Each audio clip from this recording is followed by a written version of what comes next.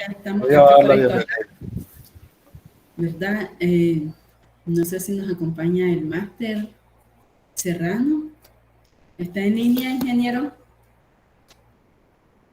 Ingeniero Serrano, ¿está en línea?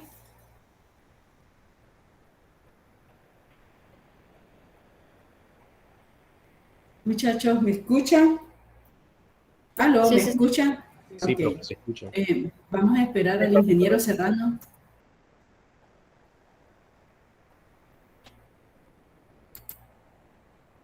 ¿Aló? Ya vamos, ya vamos. Buenas tardes, sí me encuentro acá, qué gusto Ok, saludarlos. muchísimas gracias, profesor.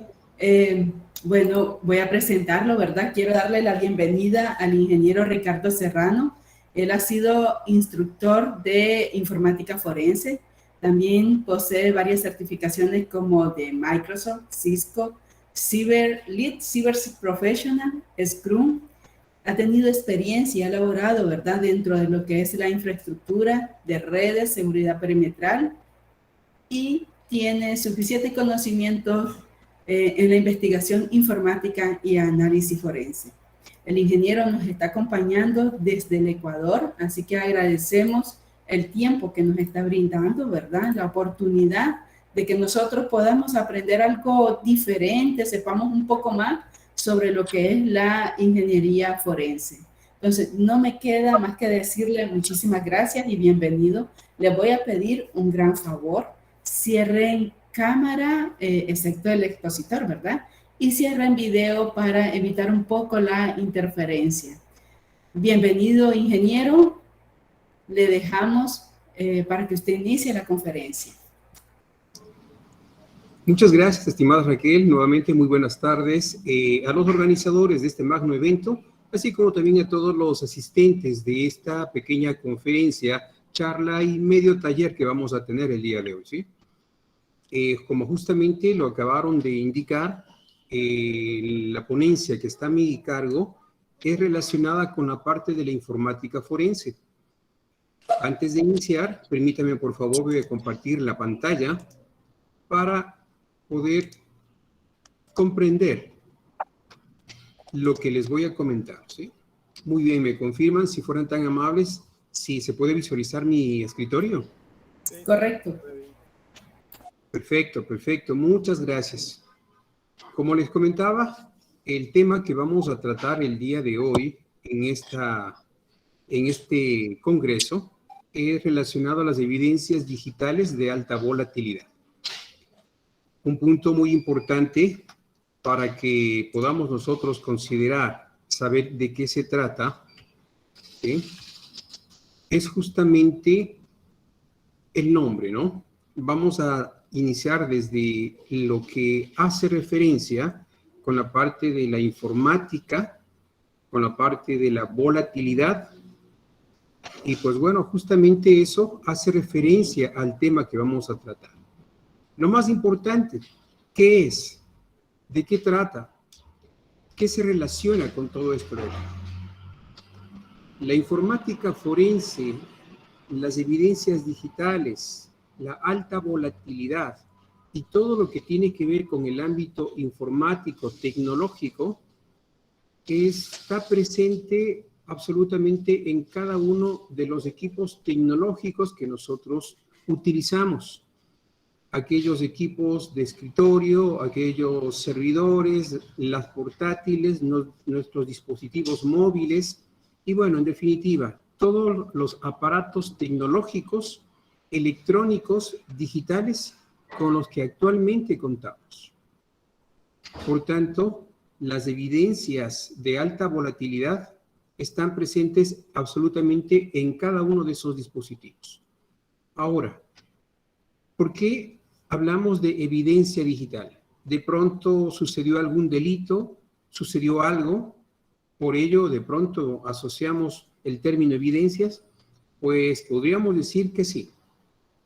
Cuando hablamos netamente de evidencias digitales, estamos específicamente nosotros hablando de un tema, de un posible delito o de algún escenario de incidente informático que se pudo haber cometido dentro del equipo. Entonces, es por ello lo que nosotros tenemos en la parte informática varios segmentos, varios puntos. No solamente es lo que nosotros conocemos. Por ejemplo, tal vez ustedes son estudiantes de la carrera de Ingeniería en Software.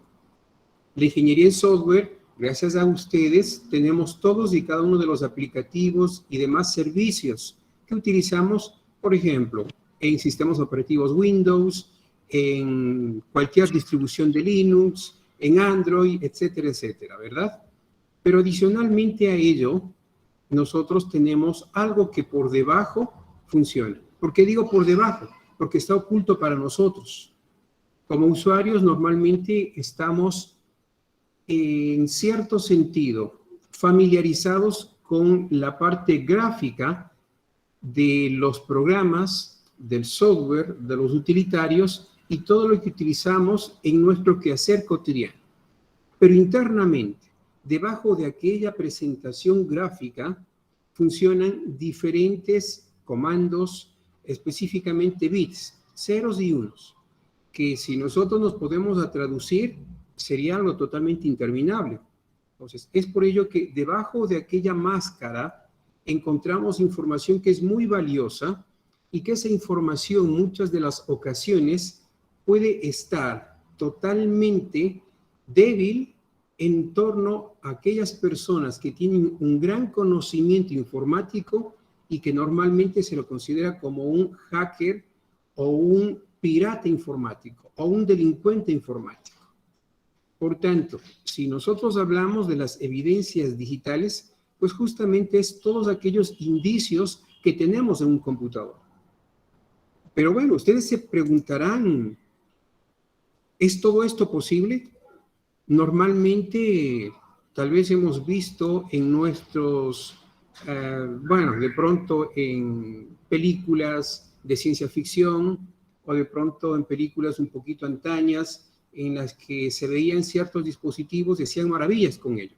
Pues déjenme comentarles que ese tipo de películas antañas de ciencia ficción y todo lo demás actualmente está sucediendo.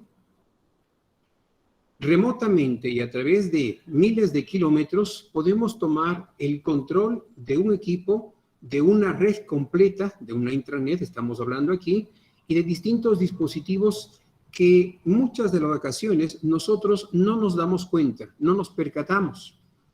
No sé si de pronto ustedes en algún momento habrán escuchado, por ejemplo, de las terminales bobas, de las terminales tontas, como se les llama, o inclusive de las botnet. Es justamente un computador a través de Internet que está siendo manipulado y nosotros no nos damos cuenta. Entonces, sucede este tipo de situaciones. Y dentro de ello, pues justamente se ha cometido un delito informático. Es por ello que hablamos de las evidencias digitales. Para entenderlo mucho mejor, vamos con el término. ¿Qué es el análisis forense informático? Si hablamos de informático, como les decía inicialmente, es absolutamente todo lo que nosotros tenemos dentro de nuestra infraestructura crítica. Puede ser esta infraestructura crítica en la empresa, en la universidad, en el colegio o incluso dentro de nuestra propia casa. ¿Sí? ¿Hay alguna consulta, tal vez alguna pregunta? No, me profesor, parece que no, todavía no, profesor. Al final de la exposición, los muchachos harán preguntas. Perfecto, muchas gracias. Bien, Permítame, profesor. Tamara, cerra tu micrófono, please, Tamara. Disculpen. Sí. Muchas gracias. Perfecto, vamos a continuar. Entonces, les decía sobre la infraestructura crítica. Todos nosotros estamos dentro de una infraestructura crítica. Si ustedes laboran en una empresa, tanto privada como pública, tienen una infraestructura crítica. En sus universidades, en sus institutos, en los colegios, disponen de una infraestructura crítica. Es más, en sus domicilios, en sus casas, disponen de una infraestructura crítica. ¿Quién de nosotros no tiene una conectividad a Internet con un módem, con un router, al cual estamos conectados 1, 2, 3 computadoras, de pronto de escritorio, portátiles, los dispositivos móviles, el teléfono, de pronto el televisor, adicionalmente a ello una cámara de videovigilancia, etcétera, etcétera. Entonces, eso le convierte en una infraestructura crítica. ¿Por qué crítica? Pues justamente lo que tiene internamente, es decir, los datos, se convierten en un dato o en un tipo de situación crítica, ya que es lo más importante que en sí el hardware. Entonces, por ello, una infraestructura crítica. Para que esa infraestructura crítica tenga todos los respectivos, las respectivas seguridades, debemos nosotros disponer de otro tipo de software o hardware para que, por ejemplo, a través de un firewall, no pueda existir una conectividad desde el exterior hacia el interior, o desde el interior exista una salida o fuga de datos hacia el exterior.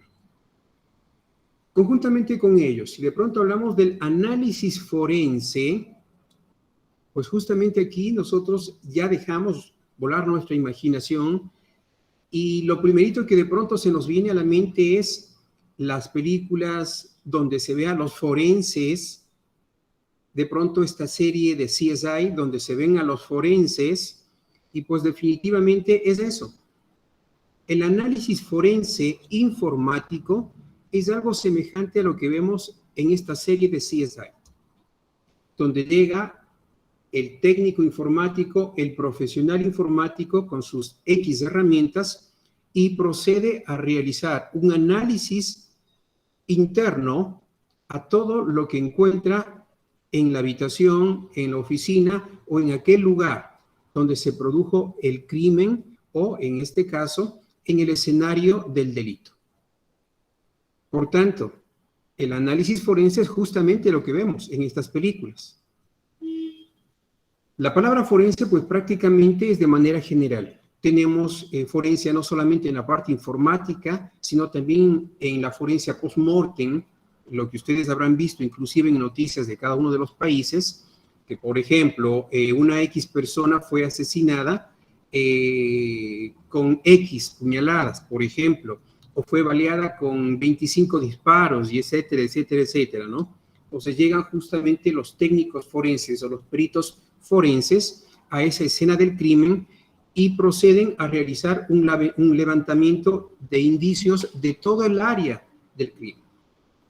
Entonces los forenses al final determinan qué sucedió, cómo o cuáles fueron en este caso los motivos de la muerte y bueno, hay otro grupo que también se dedican a estudiar el por qué fue asesinado. De pronto fue ajuste de cuentas, fue posiblemente por alguna rivalidad y este tipo de situaciones, ¿no?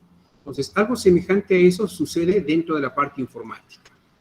Pero en definitiva, si hablamos del análisis forense informático, hablamos de técnicas científicas, ¿sí?, que nos permiten buscar la información dentro de todos aquellos dispositivos que han sido parte de esa escena del delito, de aquella infraestructura, lo que les comentaba inicialmente.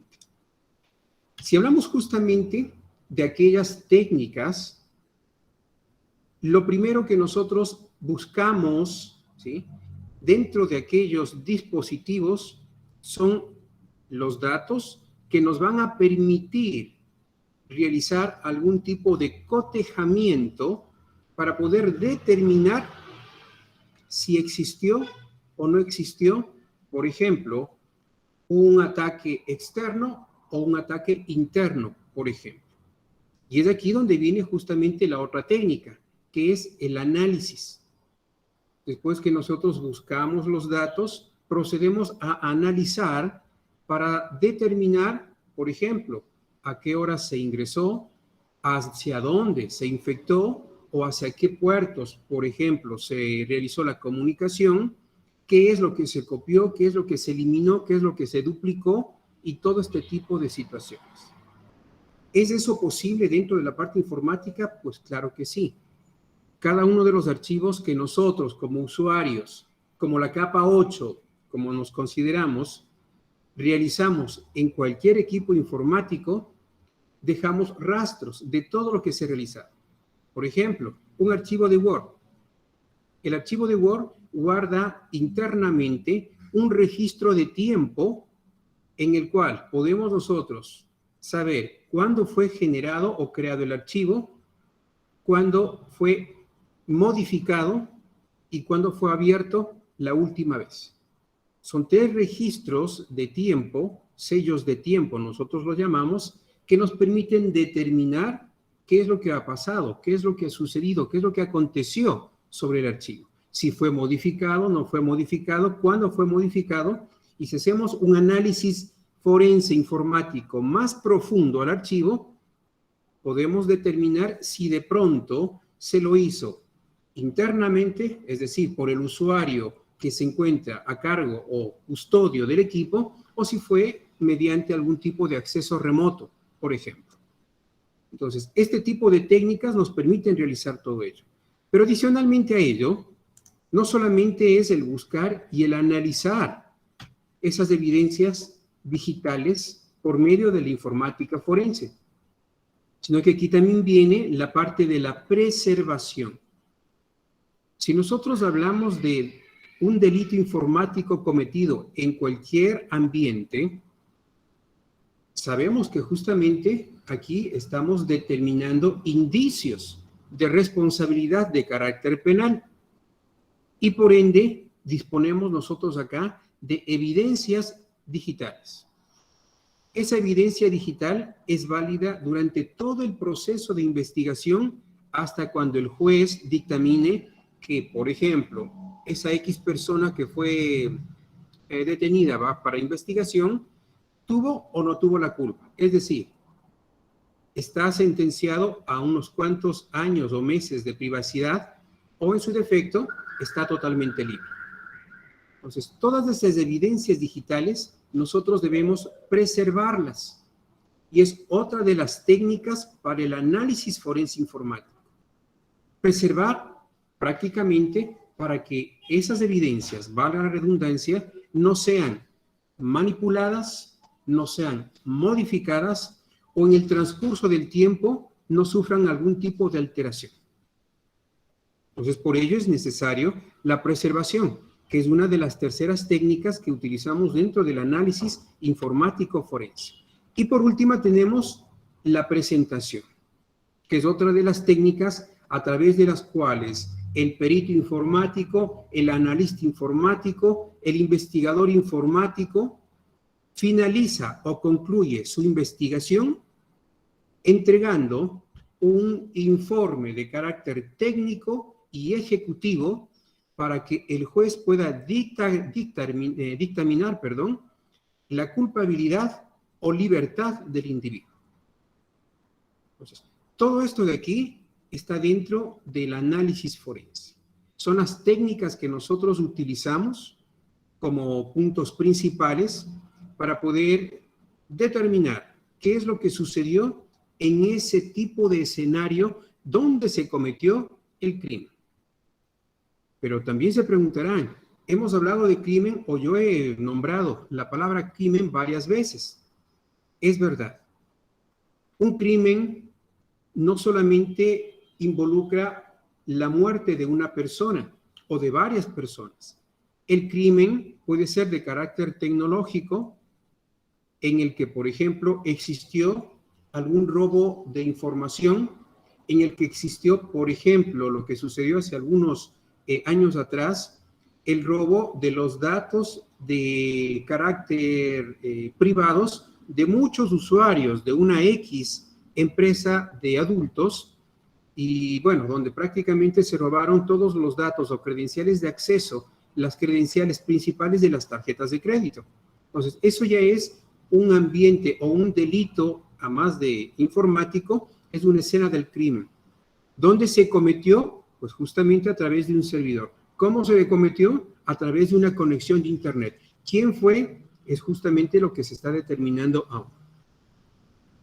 Esto en relación a la parte del análisis forense informático. ¿Qué es? Pues ya lo sabemos.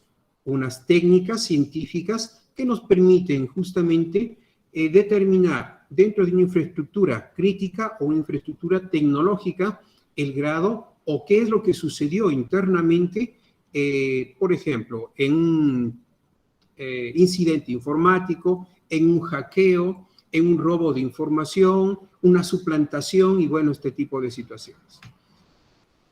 ¿Qué es lo que hacen?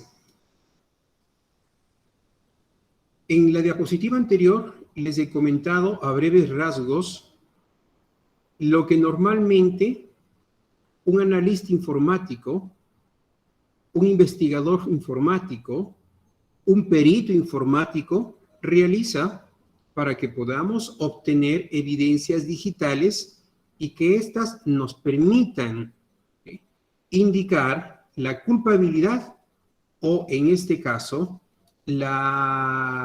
entregarle la libertad a la persona que esté vinculada dentro de ese posible delito. Por tanto, el análisis informático forense se lleva a cabo en entornos digitales o virtuales.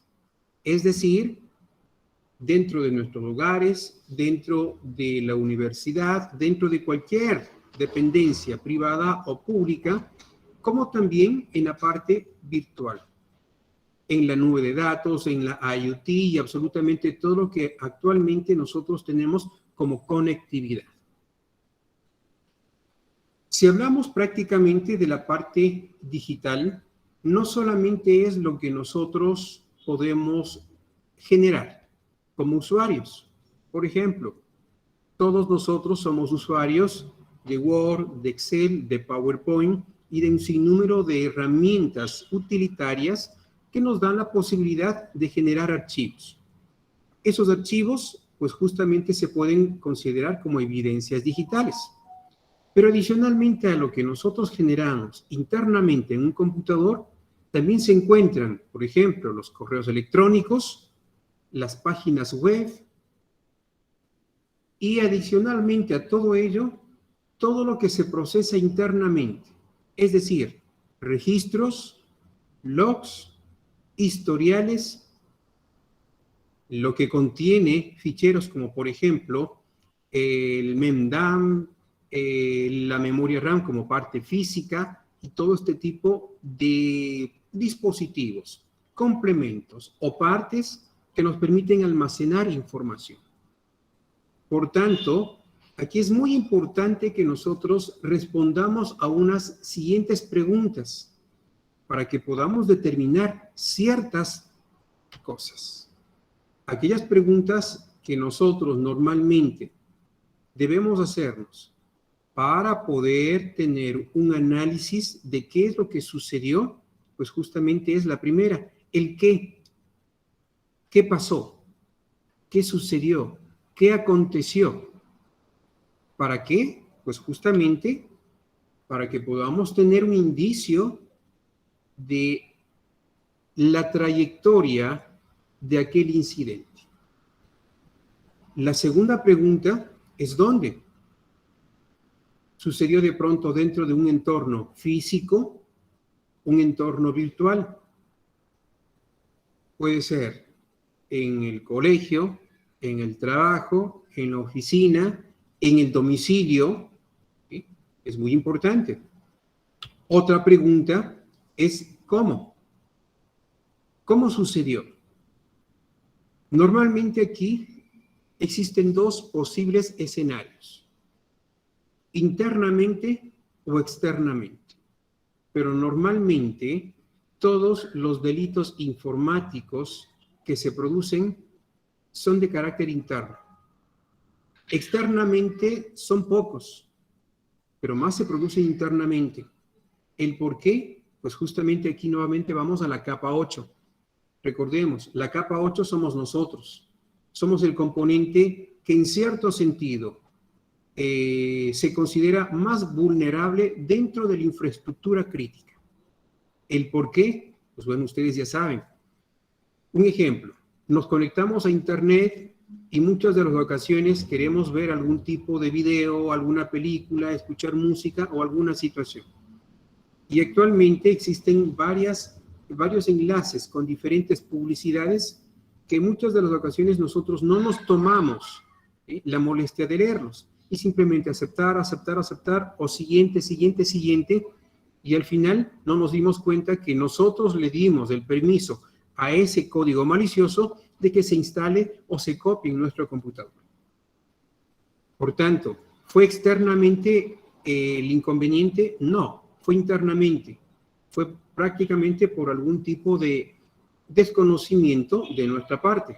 No leímos qué es lo que decía totalmente en ese correo. Y adicionalmente a ello, es obvio, no vamos nosotros a tener algún tipo de mensaje que diga su equipo va a ser infectado por algún ransomware o va a ser infectado, por ejemplo, por un caballo de Troya o por un virus. ¿Desea infectarse, sí o no? Es imposible, nunca va a salir eso. Pero sí se va a camuflar dentro de mensajes o publicidades, dentro de correos electrónicos, dentro de links o dentro de archivos que normalmente nosotros nos descargamos, como por ejemplo los crack, para craquear Windows, Office o cualquier otro programa, y que bueno, lastimosamente nosotros tal vez desconocemos cómo realizar internamente una ingeniería inversa para determinar qué es lo que estamos instalando. Es normal, se craquea el sistema operativo o el programa, funciona normalmente, pero adicionalmente a ello se instala un premio para nosotros. Y ese premio puede ser, bueno, al final, bien complejo, ¿no? Muy bien, adicionalmente a las 3 preguntas, debemos también preguntarnos, ¿quién realizó? ¿Cómo? ¿Dónde? ¿Y qué es lo que pasó, verdad? ¿Quién realizó? Aquí complementamos la parte del cómo. ¿Quién? Nosotros. ¿De qué manera? No lo sabemos. Posiblemente nuestra pendrive en algún momento prestamos a alguien o de pronto, como era fin de semana y me fui de viaje a otra ciudad, llevamos nuestro pendrive personal y necesitaba urgentemente conectarme a internet para bajarme cierta información. Y alquilamos el típico cyber o el centro de internet. Nos vamos, conectamos nuestra pendrive en el computador, pero no le vamos a preguntar al dueño del equipo o al dueño de este cyber, a ver, por favor, indíqueme si las máquinas tienen, qué sé yo, un antivirus original o craqueado. Por favor, indíqueme algún tipo de registro que se haya escaneado y que no exista algún tipo de vulnerabilidad. Es imposible, ¿verdad? Porque es más, muchos de los dueños de los cyber casi no tienen una idea de qué es lo que internamente está instalado en su computador, ya que no tiene el control total. Entonces, nosotros fuimos, insertamos el pendrive y por ende nuestro pendrive ya está infectado. No sabemos de qué, posiblemente de algún virus, de algún troyano, de algún malware o de pronto incluso algún tipo de ransomware que después que nosotros conectemos en algún otro equipo mediante puerto USB, se va a ver comprometido ese otro equipo. ¿Sí? Entonces, ¿quién puede ser? ¿Interno o externo? A eso es lo que justamente llegamos nosotros con la determinación del análisis forense, para saber quién lo hizo.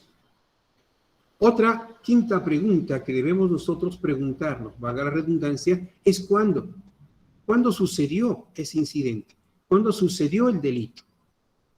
Aquí encontramos una línea de tiempo previa y de investigación a través de las cuales nosotros debemos determinar, ¿sí?, qué es lo que sucedió, cómo sucedió, quién, dónde y por qué.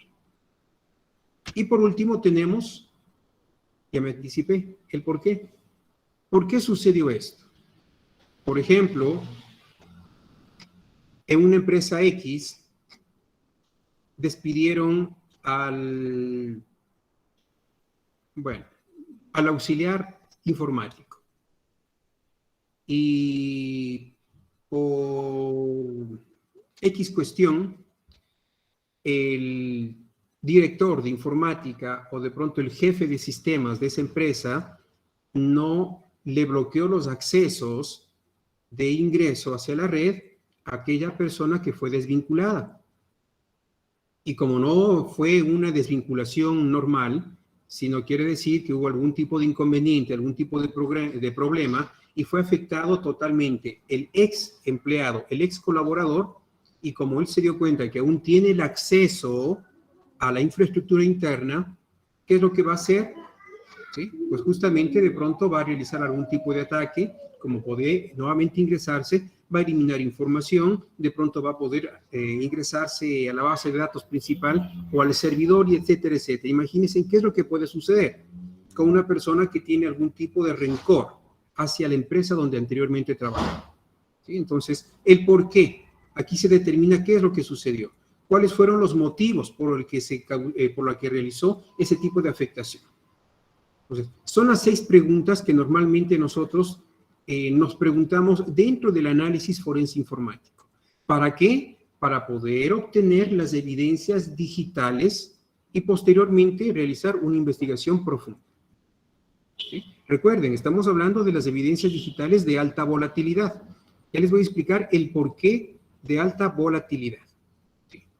En definitiva, la evidencia digital que hemos visto todo durante estos minutos de esta intervención, hemos hablado de evidencia digital y evidencia digital. ¿Qué es la evidencia digital? Pues justamente es un conjunto de datos en formato digital.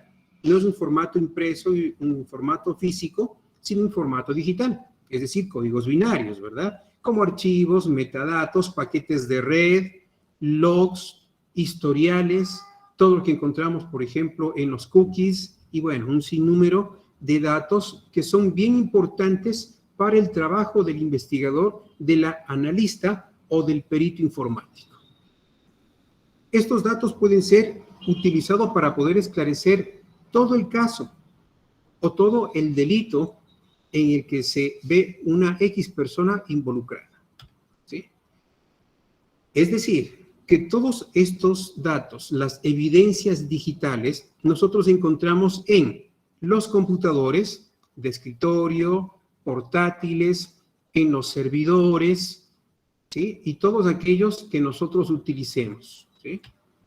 Dispositivos móviles. De pronto, aquí estamos hablando no solamente del teléfono móvil, ¿sí? Sino también de los PDAs, estamos hablando también de los relojes inteligentes, que son dispositivos móviles que nosotros utilizamos. Ahí podemos nosotros encontrar registros de chats, registros de llamadas, registros de envío de correos electrónicos, recepción de correos electrónicos, y bueno, un sinnúmero de información que es muy importante para el caso de investigación. Adicionalmente a ello, también dentro de los dispositivos de IoT. Si hablamos nosotros del IoT con la parte de la infraestructura tecnológica de una oficina, podríamos decir que tiene un poco de relación. Pero dentro del IoT hablamos ya no solamente del computador, sino todo aquello que se puede automatizar. Por ejemplo, aquí hablamos de las cámaras de videovigilancia, hablamos de pronto de aquellos dispositivos que nos permiten automatizar un ambiente, por ejemplo, una casa, una oficina, y etcétera, etcétera. ¿Sí? Entonces, los dispositivos de IoT actualmente se consideran como fundamentales para cualquier tipo de investigación de carácter digital. Y adicionalmente a ello, los equipos de comunicación. A ver, pero si hablamos de dispositivos móviles, ¿serían esos los equipos de comunicación? No. Son otro tipo de dispositivos de comunicación. Por ejemplo, encontramos aquí los teléfonos ya no convencionales, sino los digitales. No los típicos que nosotros tenemos, sino los otros. Por ejemplo, los dispositivos o teléfonos IP. ¿Qué otros dispositivos de comunicación? Aquí encontramos también ya los routers. ¿Los routers guardan información? Claro que sí, muy importante, muy indispensable para el caso. Los switches administrables y, bueno, un sinnúmero de dispositivos que nos dan la posibilidad de tener una intercomunicación entre una LAN, entre una WAN, entre una MAN y diferentes dispositivos informáticos o dispositivos tecnológicos. Por tanto, estos elementos que pertenecen al hardware contienen evidencias digitales.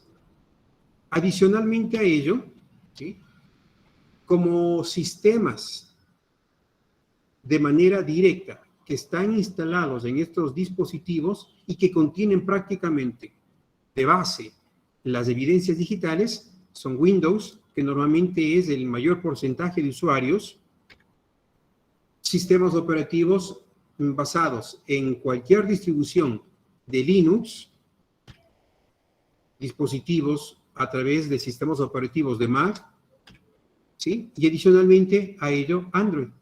es uno de los dispositivos o de los sistemas operativos, perdón, que poco a poco está tomando mayor relevancia en cuestión de la telefonía móvil. ¿El por qué? Por la versatilidad, por la gratuidad que tiene un sinnúmero de aplicativos, por tanto, se hace cada vez más común que el resto de dispositivos, como por ejemplo, hablemos de los iPhone, de los BlackBerry, que ya no existen, son unos pocos, y algún otro tipo de sistema operativo que no tiene mucha relevancia en torno a Android. En definitiva, las evidencias digitales, que son conjuntos de datos de carácter digital, es decir, códigos binarios, se encuentran en todos aquellos dispositivos electrónicos que funcionan bajo un sistema operativo y que permiten almacenar información a través de sus memorias RAM y sus memorias ROM, como también en otros dispositivos de almacenamiento masivo, como discos duros internos, externos, pendrive, en la nube y absolutamente todo lo que nosotros conocemos actualmente. Entonces, es allí donde encontramos las evidencias digitales. Ahora, ¿por qué se consideran esas evidencias digitales de alta volatilidad? Para ello vamos justamente a hacer un pequeño análisis de un documento normativo que es a nivel internacional, el RFC 3227, donde nos indica aquellas evidencias digitales de alta volatilidad. Y con ello vamos a ir justamente analizando tanto en el computador como lo que tenemos dentro de esta normativa de carácter internacional.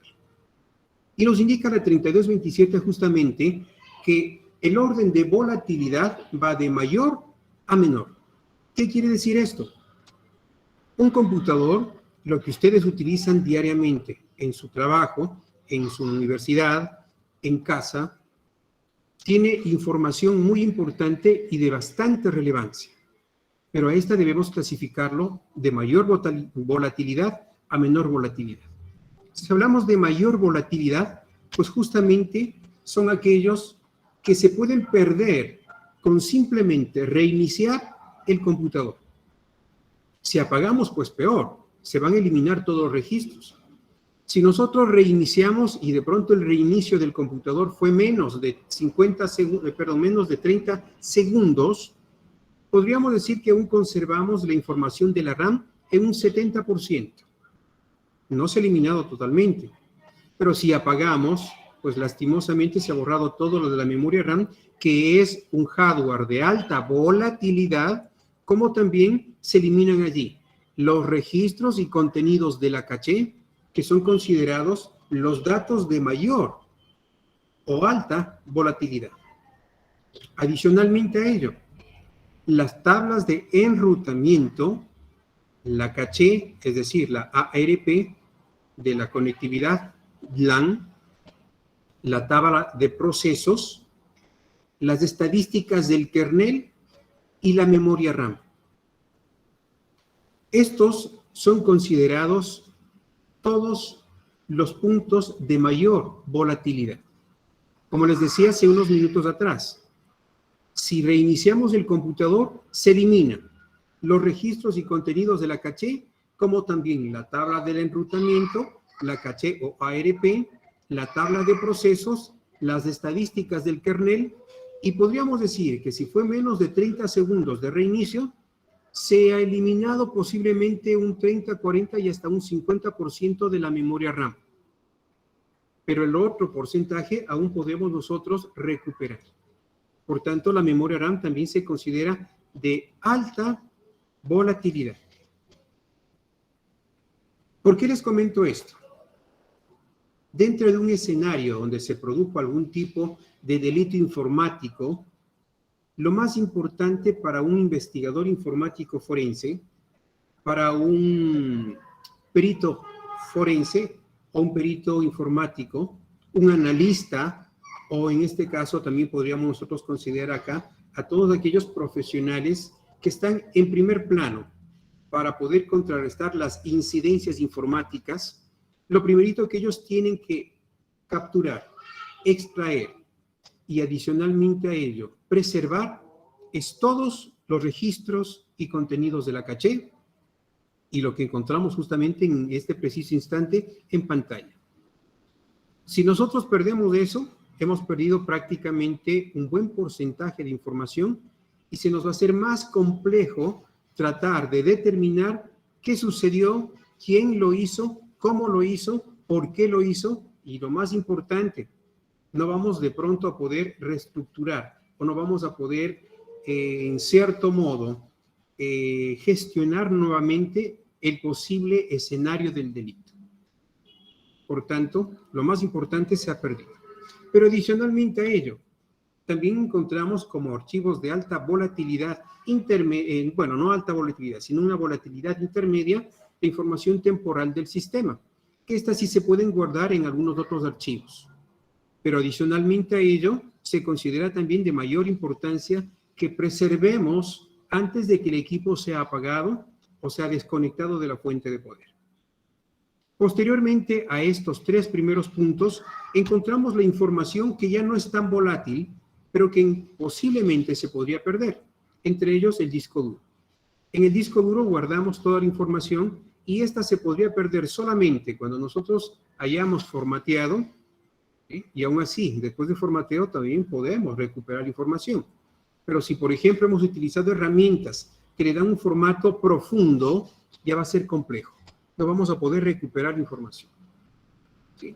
Si de pronto, qué sé yo, hubo algún tipo de siniestro, se incendió la oficina y se quemaron los computadores, aún así, el disco duro se va a poder recuperar. Pero el disco duro de pronto también está quemado, específicamente la placa lógica. Pero si nosotros retiramos toda la carcasa, vamos a encontrar los discos magnéticos en perfecto estado.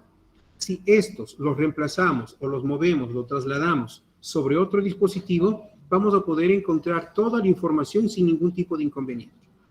Pero si de pronto dinamitaron todo el disco y el disco definitivamente está hecho pedazos, pues ahí sí lastimosamente ya no tenemos nada. Pero esos son casos muy extremos. Por tanto, el disco duro no se le considera de alta volatilidad, pero sí que podría suceder algún siniestro y por ende perderse toda la información. Adicionalmente al disco duro también tenemos los logs del sistema que de igual manera se encuentran dentro del disco duro. Por tanto, el disco duro también deberíamos nosotros, dependiendo el tipo de investigación, el tipo de delito que se ha cometido, deberíamos duplicar, respaldar o sacar algún tipo de copia bit a bit del disco para poder preservar toda la información que tenemos en el mismo. Pues bueno, adicionalmente a ello tenemos la configuración física y topología de la red. Esto ya no está dentro del computador, claro está, pero es necesario. Con ello podríamos nosotros determinar desde qué computador, desde qué ambiente, desde qué sala se produjo cierto tipo de infiltración, por ejemplo. Entonces, es por ello que la configuración física es importante. Muy bien. Hemos hablado de tantas cuestiones, pero ¿es verdad que existen archivos que tienen ese tipo de información? Claro que sí, y les voy a demostrar en este preciso instante.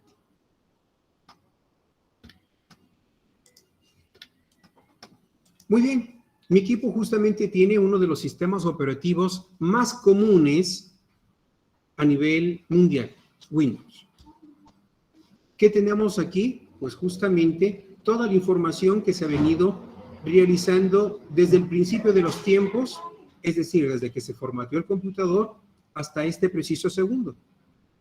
Y para ser más específicos, también encontramos toda la información que se mantiene en la memoria RAM desde el preciso instante que se activó el computador, es decir, desde que se prendió y empezó a trabajar, desde las 7 de la mañana hora Ecuador. Entonces, todos esos registros están almacenados en ciertos lugares. Y aquellos registros, aquellos datos, aquellos archivos, aquellas evidencias digitales son muy importantes para poder determinar, por ejemplo, si existió, imaginémonos, algún tipo de hackeo. Es obvio, si se hackeó el computador o la conectividad, alguien desde afuera burló las seguridades del firewall, de pronto, qué sé yo, utilizó alguna técnica de hombre en el medio hasta tener alcance hacia la red interna. y justamente se infectó o trató de afectar la seguridad de mi computador, de lo que ustedes están viendo en este momento.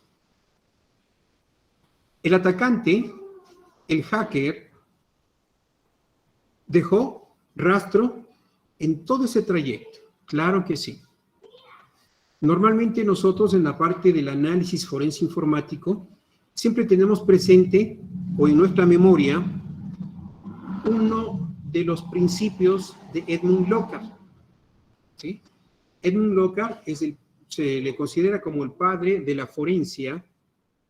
Él indicó a través de ciertos protocolos, de ciertos principios, el tratamiento que se tiene que realizar dentro de un escenario donde se necesite uno o varios profesionales para recabar la información.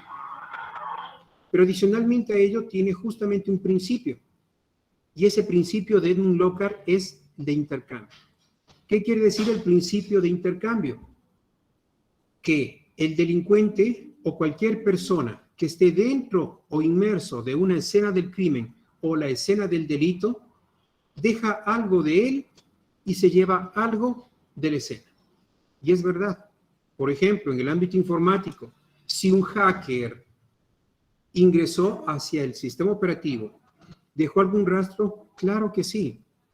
Dejó desde qué IP se conectó, aunque posiblemente no lo hizo de manera directa, es algo obvio. Lo hizo a través de una botnet. Perfecto. Pero ya tenemos un indicio.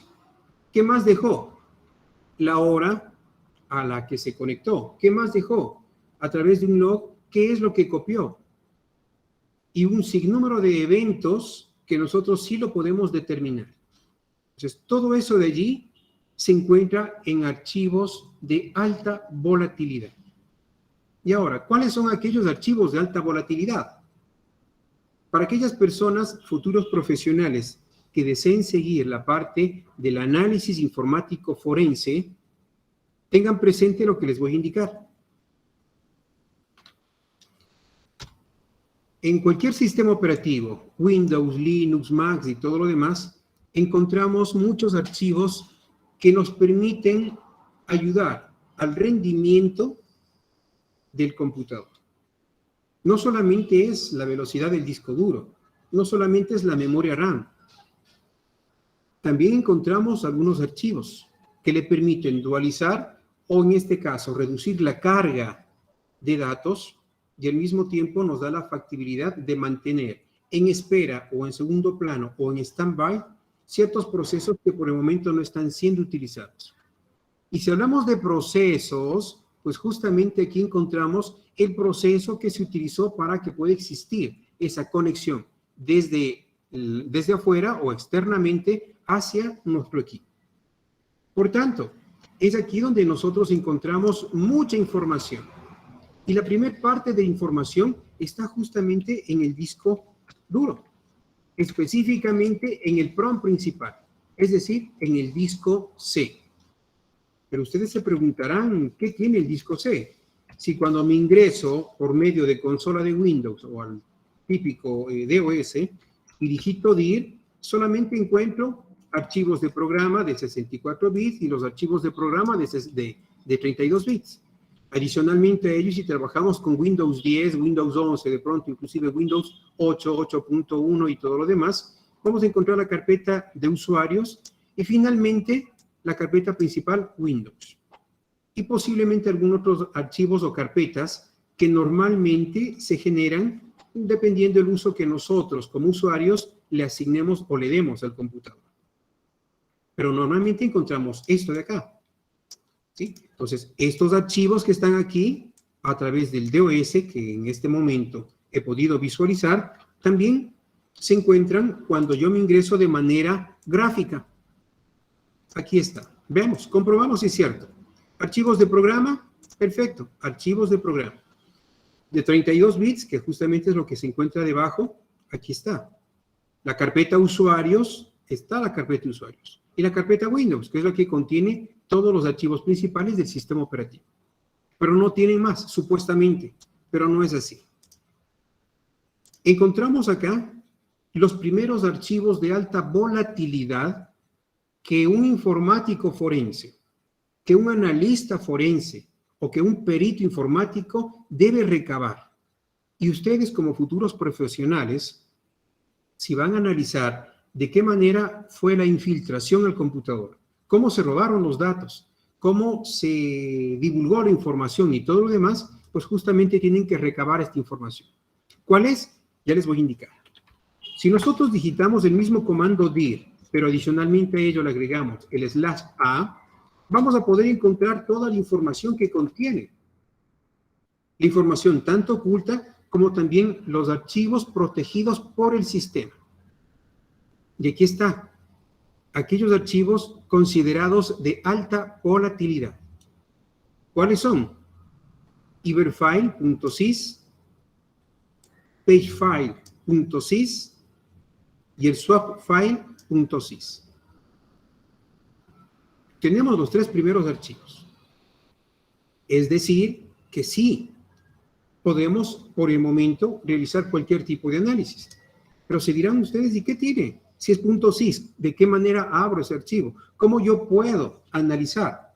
Existen varios programas que sí vamos a darnos un tiempito para poder analizar un poco el contenido de aquellos archivos. Entonces, acá tenemos estos archivos. La gran situación es cómo copio. Si yo de pronto copio normalmente desde acá, que sí puedo copiar, ¿sí? Pero no de la forma normal que nosotros podemos o sabemos, ¿sí? Con control C y después control V y todo lo demás, no. De esa manera no vamos a poder copiar, porque son archivos protegidos por el sistema. Nos va a salir un mensaje de que no se pueden copiar los archivos. ¿Existen otros programas? Sí, y ya vamos a ver. Bueno, adicionalmente a estos archivos que son necesarios e importantes y considerados como de alta volatilidad, también encontramos y necesitamos otros.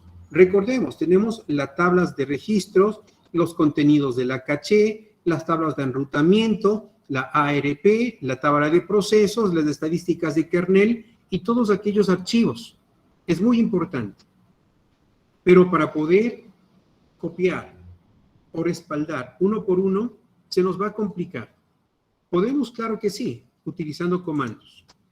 Pero para evitar todo este tipo de inconvenientes, utilizamos herramientas que nos van a dar la posibilidad de capturar a través de archivos todas aquellas informaciones que normalmente se especifican en la RFC 3227. Por ejemplo, ¿qué programa? Aquí tengo un programa denominado, ¿sí?, IR-Triage. Es gratuito y es un programa certificado, es decir, que sí podemos utilizar para cualquier tipo de investigación informática forense. Este pequeño programa, que no pesa mucho, nos da la posibilidad de poder capturar la información de las siguientes de las siguientes entradas. Por ejemplo, información del sistema. Nos permite capturar la información del sistema netamente, capturar los procesos que están en ejecución, capturar los servicios, ¿sí?, capturar toda la información relacionada al sistema. ¿Qué más? Lo relacionado a la red. La configuración de la IP internamente, claro está, ¿sí?, las conexiones activas, ¿sí?, las rutas de las conexiones. Fíjense acá, aquí tenemos justamente el ARP, los datos de ARP, la información de los DNS, de la NetBIOS y bueno, todo lo relacionado a la conectividad LAN, que también se considera de alta volatilidad y según la RFC 3227 nos pide primero recuperar. Adicionalmente a ello, los registros. Fíjense, tenemos los archivos o los registros del sistema, los de seguridad, los SAM en este caso, el software y los demás archivos de registros. Entonces, en definitiva, este programa me permite recuperar los archivos de alta volatilidad a través de un reporte en archivo plano. Y lo más importante es que al final nos permite cifrar el contenido de los archivos utilizando los típicos hashes en MD5 y en SHA-1. Es muy importante. Pero ahora, ustedes se preguntarán, ¿y dónde está toda esa información? Ya vimos al inicio. Esa información se encuentra en el disco local C. Adicionalmente a ello, encontramos más información en el mismo disco local C. De hecho, ¿dónde están todos aquellos archivos que debemos respaldar para proceder con algún tipo de investigación o análisis forense? En las siguientes carpetas.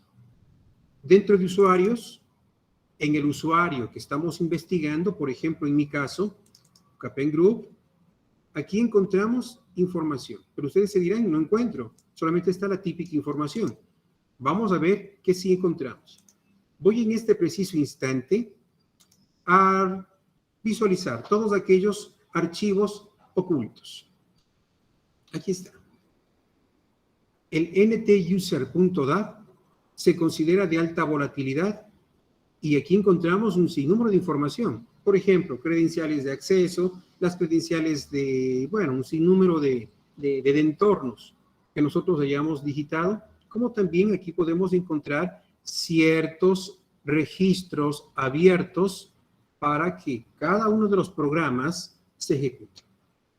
Entonces es muy importante. Con ello aquí podemos determinar, por ejemplo, a qué archivo de Word ingresó, a qué horas ingresó y todo ese tipo de cosas a través del ntuser.dat. ¿Qué otros archivos más encontramos? Adicionalmente a ello, dentro del AppData. En AppData, específicamente en la subcarpeta local, y dentro de local encontramos nosotros la carpeta denominada, a ver, permítanme, Microsoft, y dentro de Microsoft tenemos la carpeta Windows. ¿Sí? Aquí en Windows encontramos muchísima información. ¿Qué es todo esto de acá? Pero para ser más específicos, encontramos justamente, por ejemplo, en PowerShell, que es todo lo que hemos digitado a través de la consola. Encontramos más información, por ejemplo, en la misma caché, que en este momento se encuentra vacía, no hay mayor información. Y bueno, aquí está el historial que hemos realizado de la navegación de Internet. ¿Sí? Entonces, en definitiva, aquí encontramos más información. Pero adicionalmente a ello, ¿dónde más encontramos información muy importante y considerada de alta volatilidad? En la carpeta Windows. Específicamente dentro de Windows, en la subcarpeta System32, dentro de System32 encontramos casi en la parte final, dentro de la subcarpeta WinEvent, ¿sí? Y aquí encontramos los logs, es decir, todos los eventos, todos los registros de lo que está sucediendo con nuestro computador. ¿Cuáles son los registros más importantes? Aplicación, ¿sí? Los eventos del hardware. En la parte final encontramos los eventos de seguridad, de instalación, de sistema y el PowerShell. Entonces, todos estos eventos son importantes respaldarlos. Y si utilizamos nosotros el IRTRAG, perdón, encontramos acá justamente aquellos. Fíjense que nos decía aquí, por ejemplo, el System, Security, el SAM, el Software. Encontramos acá el System, el Security, ¿sí? El Software está acá, en aplicaciones. Entonces, son elementos muy importantes que debemos respaldar antes que se produzca el apagado o el reiniciado. Pero nos olvidamos de algo. ¿Cuál es ese algo? Pues justamente la memoria RAM. La memoria RAM normalmente nosotros hemos creído que solamente nos permite obtener más velocidad en el computador para cargar programas, para jugar, para cargar videos y todo demás. En cierto sentido podríamos decir que sí, pero no es para ello la memoria RAM. La memoria RAM guarda absolutamente todo lo que vamos digitando, todo lo que vamos realizando, todo lo que se va abriendo, se va ejecutando, todo lo que se está cargando en primero, segundo y tercer plano, interno y externamente, durante la sesión, desde el principio, y es obvio, hasta el final que nosotros apagamos el computador. Entonces, toda la información se mantiene aquí. Pero es algo obvio, con Windows deberíamos mantener una capacidad de memoria RAM inmensa para que no se vuelva lenta. ¿Qué es lo que pasa acá? Es justamente donde entra en juego el swap file y específicamente el page file. El page file es un archivo que le permite mantener en estado de hibernación, podríamos decirlo en este sentido, todos aquellos procesos que no están siendo utilizados de manera prioritaria y que se encuentran cargados en la memoria RAM. Por ejemplo, ustedes a las 8 de la mañana activaron Word, pero en este preciso instante son las 3 y 2 de la tarde para ustedes dentro de Nicaragua, acá en Ecuador 4 y 2 de la tarde, y desde las 9 de la mañana no hemos utilizado Word para nada. Por tanto, esos procesos que están en estado de hibernación, porque no lo hemos utilizado y tampoco hemos cerrado el programa, han sido, ¿sí?, trasladados hacia el page file.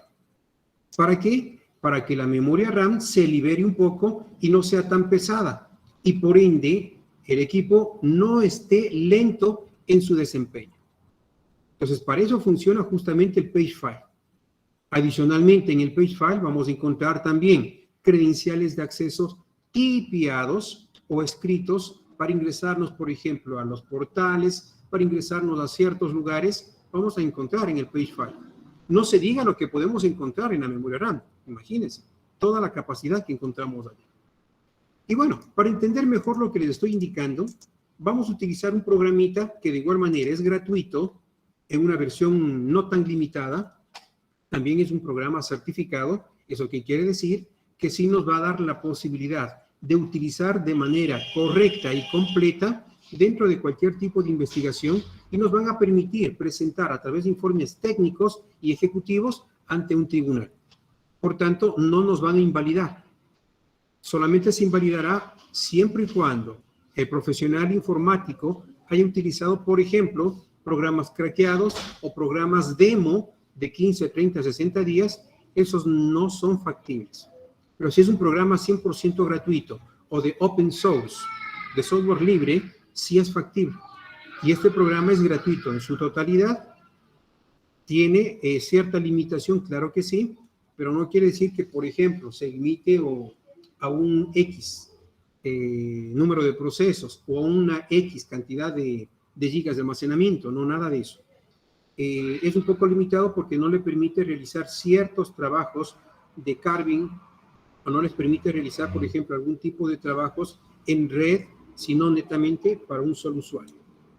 Pero bueno, en definitiva, para no cansarles mucho, aquí en este programa, que es el Access Data FTK, podemos utilizar para clonar discos bit a bit, para sacar imágenes de discos, para montar evidencias, realizar en cierto modo prácticamente la primera investigación por medio del carving de datos y algo más importante, nos permite clonar o sacar un volcado de memoria RAM. ¿A través de qué? Justamente este botón, de esta opción. ¿Qué voy a hacer en este momento para más o menos darles una idea general? Voy a clonar la memoria RAM o voy a volcar la memoria RAM de mi computador. Va a ser un proceso rápido y lo voy a hacer directamente en una carpeta que voy a generar en este momento en el escritorio. Estoy violando un poco del marco de trabajo y de seguridad de algunas ISOs y de algunas RFC y voy a poner una carpeta denominada prueba. Voy a dejarle por defecto y esto no lo voy a seleccionar. ¿Por qué? Porque ya les indiqué anteriormente. ¿Se acuerdan? Dentro de Windows, específicamente en el disco C, se encuentra el page file. Este archivo también nos indica si nosotros queremos copiar conjuntamente.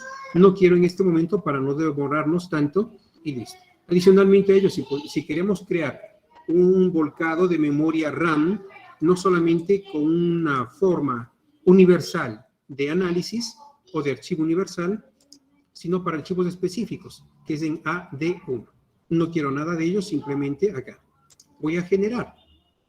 Y se van a fijar que dentro de esta memoria RAM encontramos un sinnúmero de cuestiones. Si nosotros extraemos la información de la memoria RAM, que sí podemos extraer, es decir, recuperamos la información, podemos recuperar DLLs, archivos ejecutables, historiales de Internet, archivos que, por ejemplo, hemos guardado en Word, Excel, PowerPoint, imágenes, videos y, en definitiva, mucha información. ¿Podemos extraer? Claro que sí. ¿Con qué programa? Por ejemplo, con el WinX. Aquí con este programa, con el Access Data FTK, vamos solamente a poder realizar un pequeño carving de datos. ¿Qué es lo que estoy haciendo? Extrayendo la información más importante y de alta volatilidad del computador, la memoria RAM.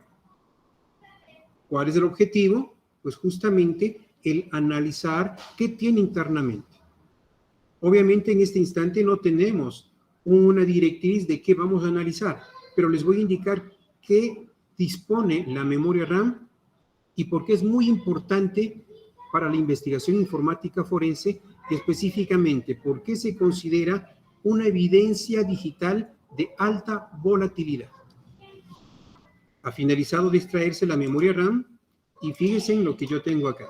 Dentro de la carpeta prueba está el archivo mendam.men y bueno, pesa 8.9 gigabytes, casi 9 gigas. Mi memoria RAM es de 8 gigas instalada en el computador, entonces es por ello que tenemos casi 9 gigas. Perfecto, fíjense en algo muy importante.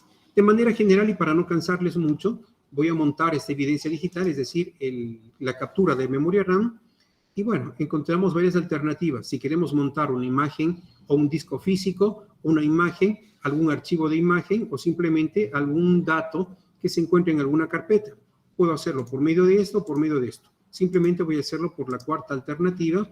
Voy a buscar dónde se encuentra y bueno, sabemos que en mi caso está dentro del escritorio. Dentro de la carpeta pruebas, que está acá, y justamente, ¿sí? Finalizo. Vamos acá. Tengo acá dentro de la carpeta pruebas el archivo.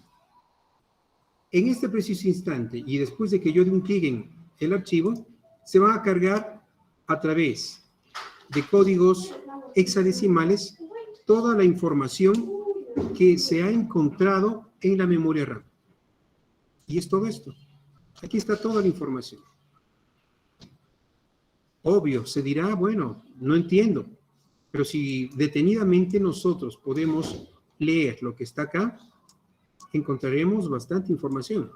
Pero, ¿será que en un día puedo leer todo ello? No. De pronto, en una semana, en 2 semanas, en 3 semanas, lo cual es complejo. Pero para evitar todo ese tipo de inconvenientes, podemos buscar dependiendo de los indicios, ¿sí?, de qué es lo que estamos buscando. Por ejemplo, algo bien sencillo. No me acuerdo si de pronto ahora envié un correo electrónico a alguna persona. Quiero determinar si se encuentran correos electrónicos en la memoria RAM. Algo bien sencillo. Voy a utilizar el típico correo de Gmail. Perfecto. Quiero que se liste toda la información que coincida con este criterio de búsqueda. Veamos. Y encontramos el primer correo electrónico. Dice que es ukpen.grum@gmail.com. Aquí tengo información que antecede a ese correo electrónico que nos puede determinar cierta información, como también posteriormente aquello. Voy a seguir buscando, ¿sí?, y sigo encontrando información. Más información, y aquí tengo algo muy importante. Me dice que se ha encontrado un correo electrónico que dice caos1988@gmail.com. ¿A qué hace referencia? No lo sé, pero aquí nos indica algo anteriormente como también posteriormente. Vamos a seguir buscando. El mismo correo electrónico, otro correo electrónico, el mismo, y acá tenemos otro correo electrónico. Dice Varela y algo por el estilo, es otro correo electrónico que no sé de quién se trata o de quién es, pero tengo ahí un correo electrónico, ¿sí? Aquí nos indica más o menos de que es relacionado a algún tipo de correo administrativo, ¿sí? Ha recibido esta persona de este correo electrónico algún tipo de información. Vamos a seguir buscando. Acá otra vez el mismo correo electrónico, el mismo correo electrónico, el mismo correo electrónico. Entonces, fíjense que encontramos información. Acá hay otro. nachogarcia533@gmail.com. ¿A qué hace referencia? No lo sé. ¿Sí? Hay otro correo electrónico de Hotmail, inclusive, que estaba asociado ante ello. Tengo otro que dice adrianagap1986@gmail.com. ¿A qué hace referencia? No lo sé. Pero acá tenemos algo muy importante. Tengo uno que dice José Pedro So 99 fpuna.edu.py. Tengo otro que dice Ricardo J. Altamirano@outlook.com. Otra y así sucesivamente. Entonces, fíjense que tengo información acá. Mucha información. Si nosotros tenemos un indicio de qué es lo que estamos buscando, pues vamos a encontrar en la memoria RAM, como en el resto de archivos de alta volatilidad, toda la información relacionada al caso. Por tanto, con esta pequeña demostración quería indicarles que lo más importante no son en sí los archivos que se pueden visualizar a simple vista. Para una investigación, lo más importante está dentro de los, archivos, valga la redundancia, considerados de alta volatilidad. Si estos datos se pierden porque se apagó el equipo o se reinició, hemos perdido, de hecho, una infinidad de indicios que nos van a permitir descubrir el móvil del crimen o el móvil de aquel incidente informático o delito informático cometido o perpetrado en el equipo o dentro de la infraestructura crítica. ¿Okay? Bueno, hay muchísima información que definitivamente 1 hora, 2 horas, 3 horas es insuficiente.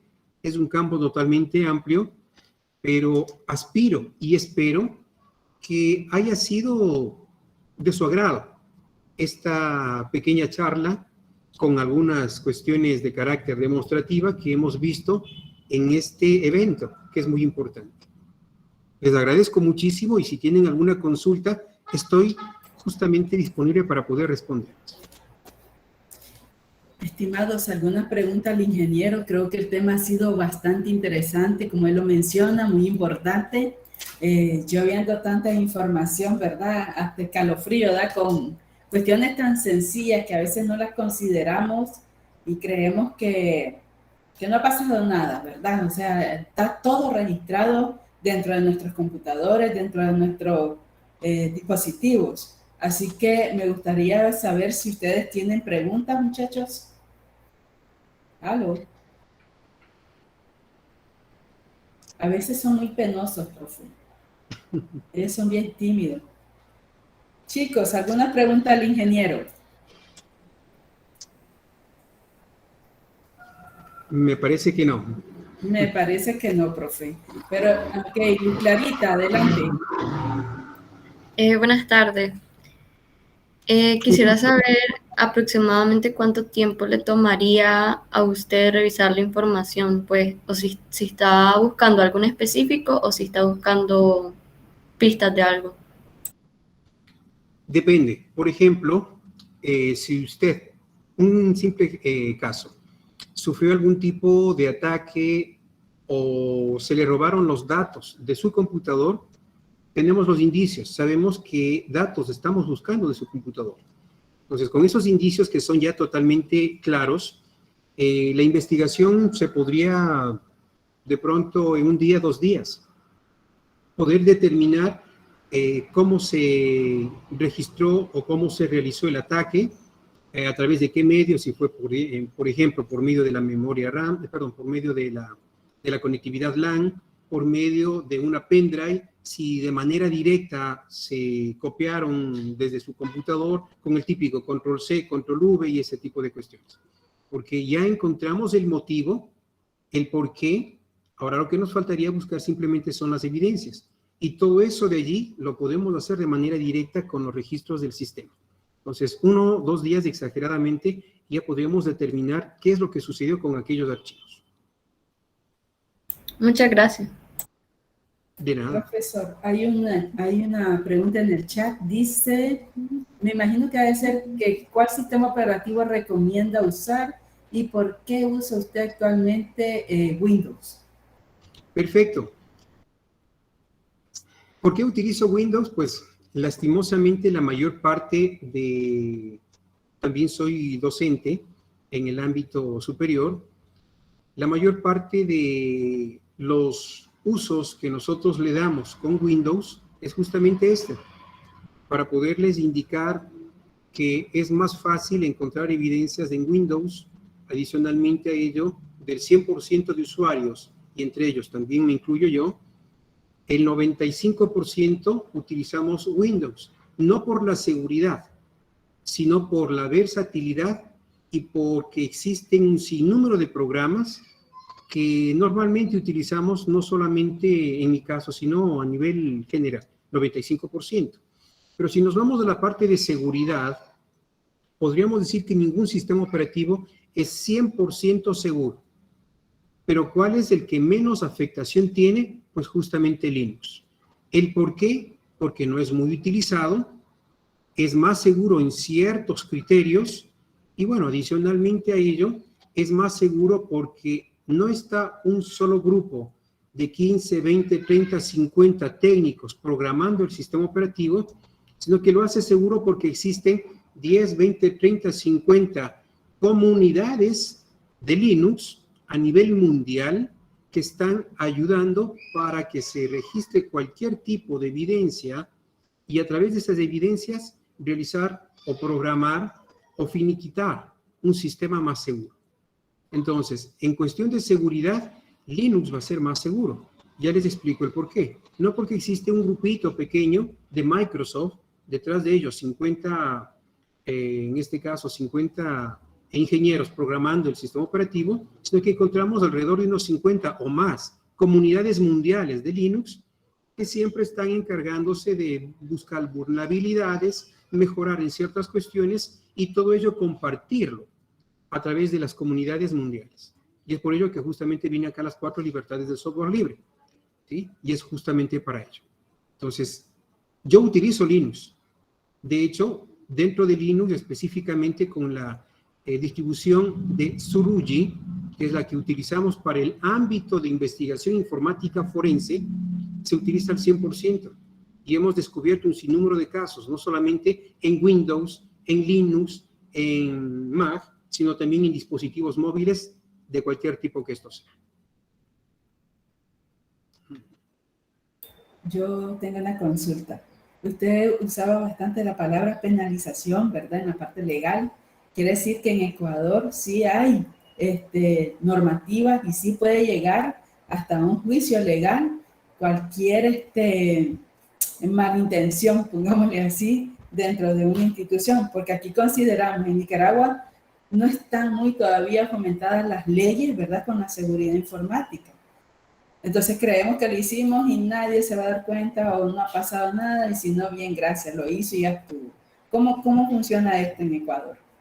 Bueno, bien, 100% no tenemos una constitución o prácticamente algún tipo de leyes que estén adaptadas a los delitos informáticos.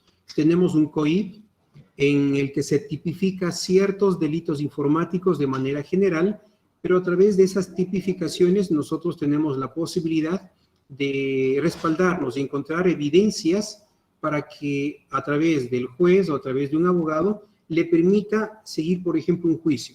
Casos en los que, por ejemplo, existe algún tipo de amenazas mediante redes, en el caso exista, por ejemplo, extorsión o la ciberextorsión, en el caso de que existan, por ejemplo, sextorsión, extorsión sexual mediante redes sociales, mensajes y todo lo demás.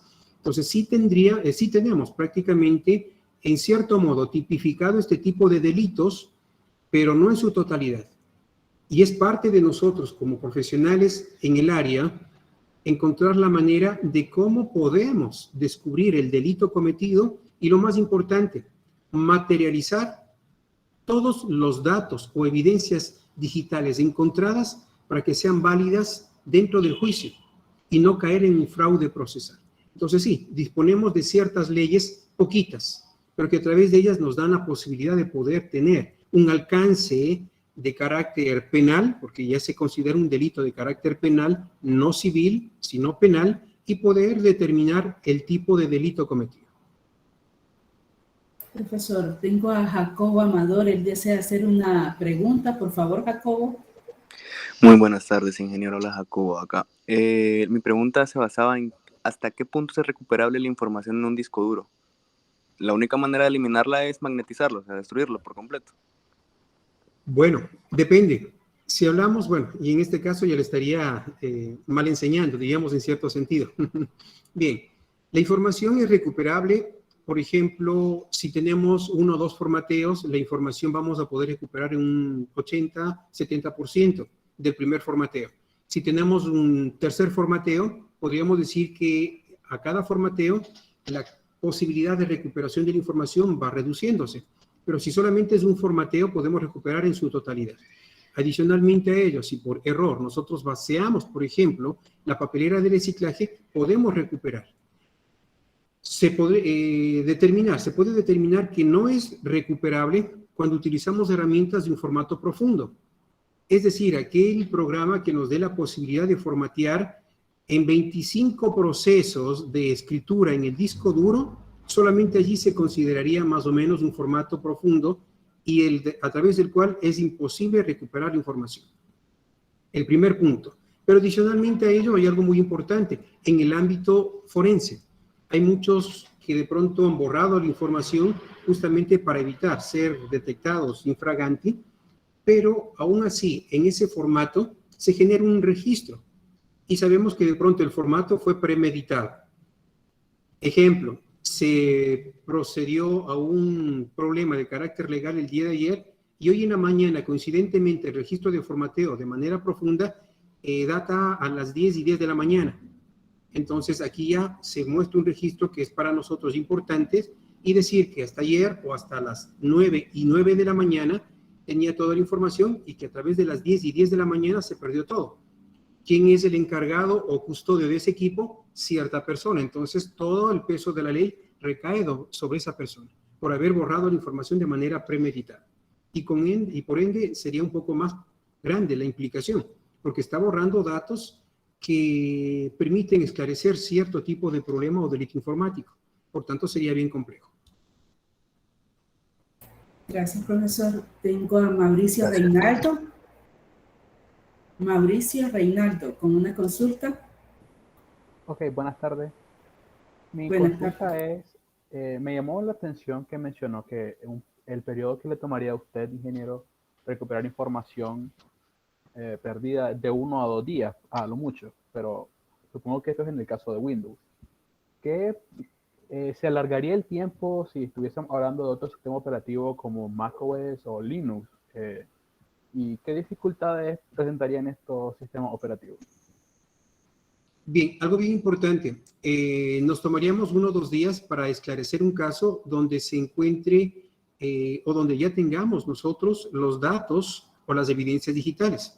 En ese caso, recuperar la información de un disco borrado, de un disco formateado, en el mejor de los casos, podría ser unas 12, 15 horas, dependiendo de la estructura del disco y en este caso también la salud del mismo, se nos tarda prácticamente en recuperar 1 semana, 2 semanas, 3 semanas, dependiendo del tamaño de almacenamiento del disco y adicionalmente ello, como les decía, la salud.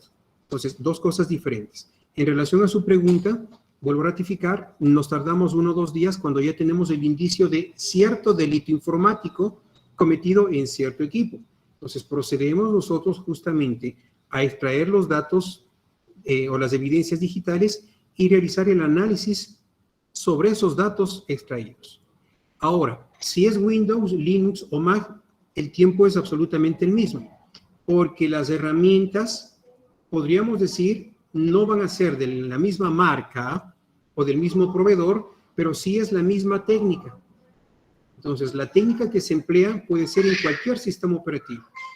No necesariamente dependiendo del sistema operativo, nos vamos a tardar el tiempo de resolución del problema o de la investigación, sino aquí las técnicas que se utilizan para resolver el problema. Tengo un par de consultas en el chat, profesor, y me dicen, por ejemplo, ¿qué tienen que estudiar si ellos quieren dedicarse a la auditoría forense o a la informática forense? Y también dice, dentro de las herramientas de investigación forense y hardware, nos recomendaría, ¿qué herramientas recomendaría, dice, para este tipo de investigación de forense de software y hardware? Perfecto. En la primera, a ver, me decía, ¿me puede repetir nuevamente la primera pregunta, por favor? Dice, ¿qué debe de estudiar? Si hay alguna certificación, si hay algún máster, ¿verdad? Para poder dedicarse a lo que es ingeniería forense. Y lo Perfecto. otro, sí. Ya, en relación a la primera, muchas gracias. Como base importante, se recomienda que tengan plenos conocimientos en la parte informática. Si de pronto son ingenieros en software, ingenieros generales de informática, si son de pronto de alguna rama como telemática y todo lo demás, se hace más fácil el entender el entorno de este tipo de ciencia. Entonces se va a hacer más fácil. Ahora, ¿qué necesitamos? Seguir. Lastimosamente no existe una carrera como tal, ya que es algo nuevo y que está en auge a nivel mundial. Existen ciertas certificaciones, como por ejemplo de Easy Counsel, el CEH, el CHFI, que nos permiten tener algún tipo de conocimiento de hackeo, analizar como un delincuente informático o como un hacker, y a través de esto poder tener una idea de qué es una investigación informática forense. Pero como investigación informática forense como tal, no existe aún una carrera. Existen recientemente ciertas maestrías, pero desconozco prácticamente la efectividad que tengan estas. Existen cursos, eso sí, cursos, por ejemplo, y disculpen la cuña comercial, nosotros como UCAPEN tenemos diplomados y microcarreras donde enseñamos desde la parte inicial, desde cero en adelante, el proceso completo de la investigación informática forense. Pero esto justamente validados en la experiencia y adicionalmente a ello con un poco de trayectoria relacionada mediante diferentes áreas que convergen a ello. Es decir, no podemos valernos nosotros para enseñar, por ejemplo, con algún tipo de indicio o algún tipo de conocimiento empírico, sino que para ello debemos o ya pasamos ciertos criterios de selección, ciertos criterios de experticia, y eso nos han dado la potestad de poder replicar. Pero como carrera en sí, aún no existe. Como cursos hay algunos y como maestrías ciertas que son semejantes a lo que nosotros hemos visto el día de hoy. ¿Otra pregunta, muchachos? Freddy dice, muchísimas gracias, profesor. ¿Alguien más? Marcos nos decía lo siguiente, ¿qué herramientas utilizamos? Bueno, en algunos países, como por ejemplo Argentina, el software libre no es aceptado por los tribunales, supuestamente porque el software libre no tiene ningún tipo de certificación y no es seguro. Lo contrario, la mayor parte de herramientas de pago que utilizamos o que se utiliza a nivel general para la investigación, como por ejemplo el OS Forensic, este programa que tiene un costo anual de alrededor de $1,200 en su versión profesional, tiene módulos que prácticamente son gratuitos a través del software libre. Entonces, la diferencia entre la parte privativa y la parte libre o gratuita, pues simplemente es las leyes que permiten en cada uno de los países. Como herramientas, nosotros personalmente utilizamos el software libre. ¿El por qué? Porque a través del software libre tenemos un sinnúmero de herramientas que nos van a permitir realizar no solamente una investigación sencilla o básica, sino una investigación completa, con un alcance totalmente inmenso, lo cual no podemos realizar con un software de carácter privativo, porque ese es un poco limitado. Y si queremos tener una investigación completa, deberíamos tener por lo menos unos 3, 4, 5 programas privativos para poder alcanzar toda la investigación adquirida y desarrollada con el software libre. Ahora, ¿qué herramientas de software libre podemos utilizar? Existen varias. Nosotros personalmente recomendamos Suruji, que es una herramienta de software libre completa y que tiene un sinnúmero de módulos que son, desde mi punto de vista, los mejores. Otros más, como por ejemplo acá tenemos también el Parrot, más para el ámbito de pentesting. Tenemos otro para la parte informática forense, que es el Kane, y el Kane también es un software libre, que pueden descargarse de manera gratuita. Otro software que también es gratuito es, por ejemplo, el CSI Forensic, que también es gratuito, y otro que lo distribuye esta empresa SANS, que es una organización a nivel mundial, que también tiene su propio software de análisis forense informático gratuito y basado en software libre, específicamente en Debian. Entonces, esas son las herramientas que normalmente se utilizan y se recomiendan, pero personalmente, y como UCAPEN, recomendamos el uso del software que desde nuestro punto de vista es el más completo. No solamente por capacitación, sino que ya en el ámbito profesional nosotros lo utilizamos y es súper bueno, sin ningún inconveniente. Vuelvo a ratificar, se llama Suruji Linux. Uno de los mejores, vuelvo a ratificar.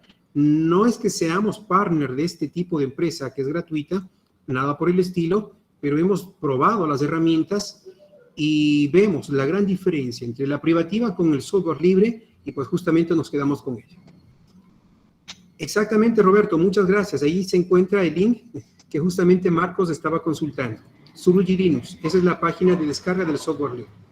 Profesor, consulta. Alguien preguntaba si necesitaba maestría o algo así.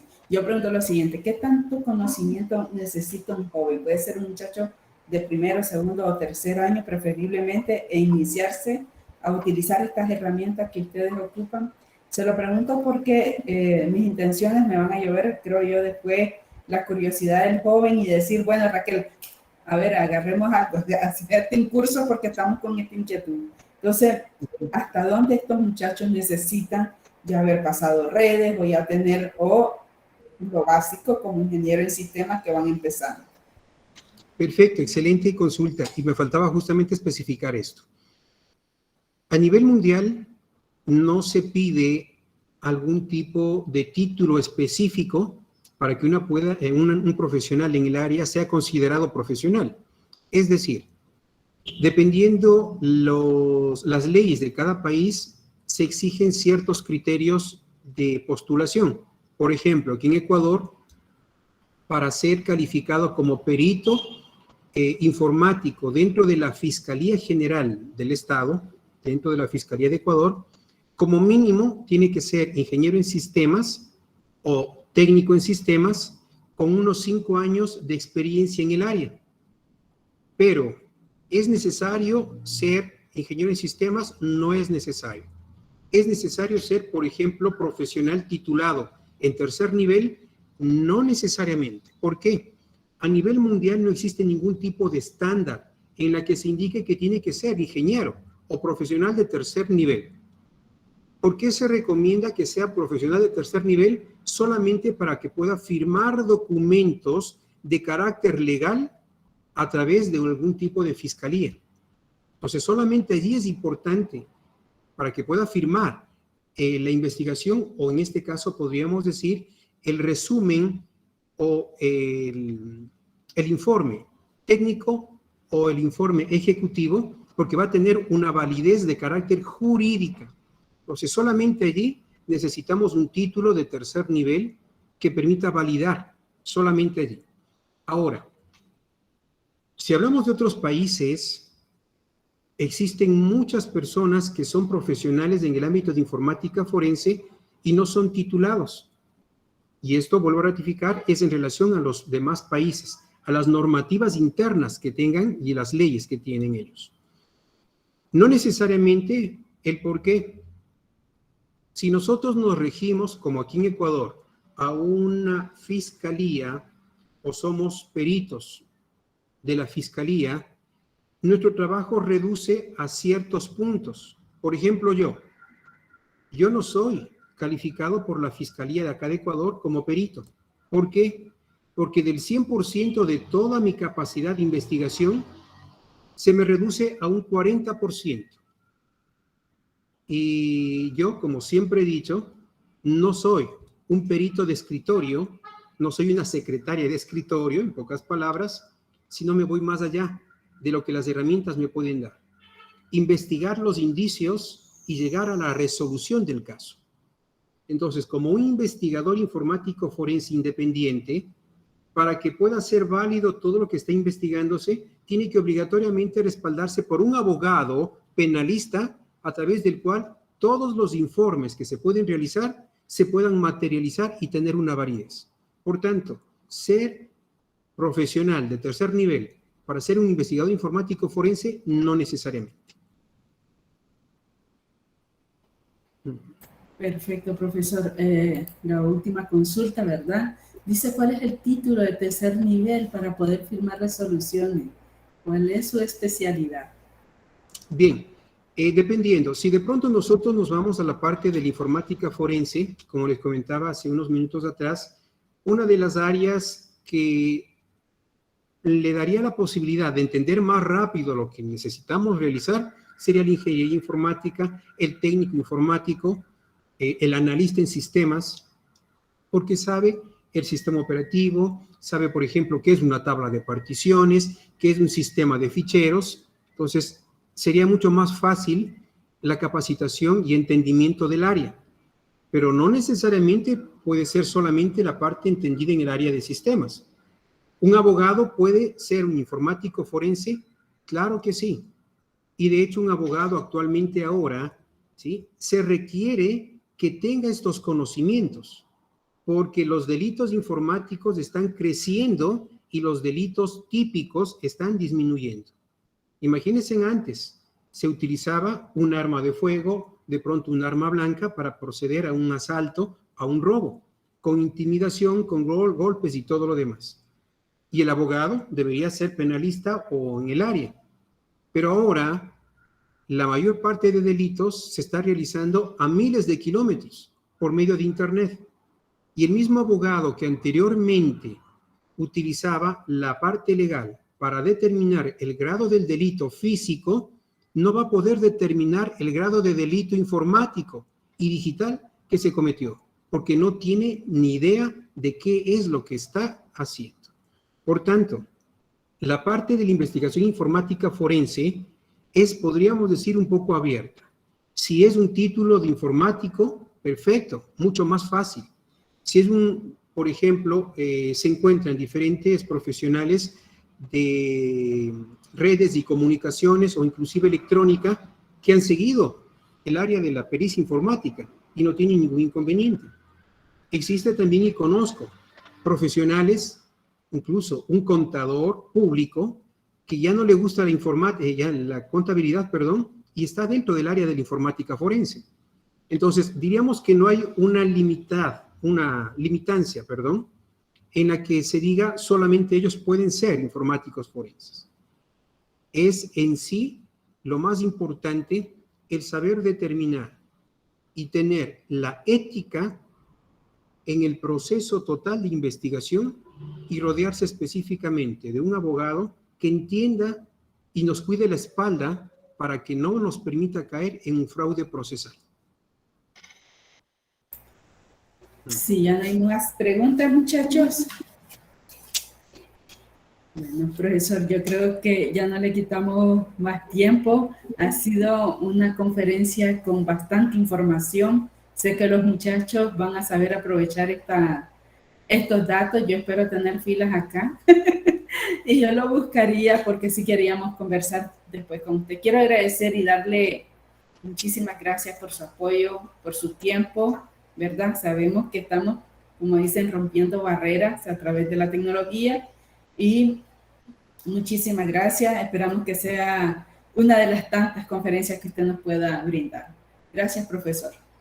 Encantado de mi parte, muchas gracias por la invitación. Gracias justamente a todos los asistentes y felicitarles. Este tipo de eventos son muy importantes para cambiar un poco la idea de los futuros profesionales, que no solamente son lo que tenemos en cartelera, sino que tenemos otras aristas que también se están considerando de mayor relevancia e importancia. Nuevamente, felicitaciones y hasta la próxima. Un excelente resto de la tarde. Bye, muchísimas gracias. Buenas tardes, muchachos. Buenas tardes. Bye bye. Buenas tardes.